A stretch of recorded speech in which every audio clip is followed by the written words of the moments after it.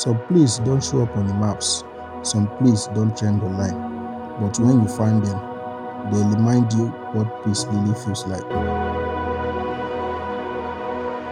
I am Raymond, and today I left the noise of the world behind to climb into the quiet heart of nature, to a hidden corner of Nigeria that almost nobody talks about.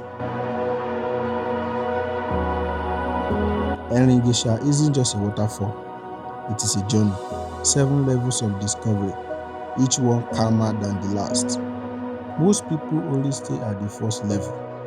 They take a picture, splash on water, and go home. But I didn't come here for a photo. I came to climb, to see what was waiting above the noise.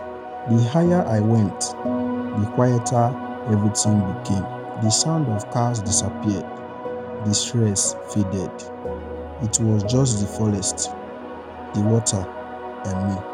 There is something powerful about a place that forces you to slow down, to breathe differently, to listen. Sitting here, I realize why people return to places like this. Sometimes nature understands you in a way people cannot. And then I arrived. Up here, the world feels far away, time moves differently, and every second becomes a reminder that peace still exists. I stood here for a long time, not filming, not talking, just being.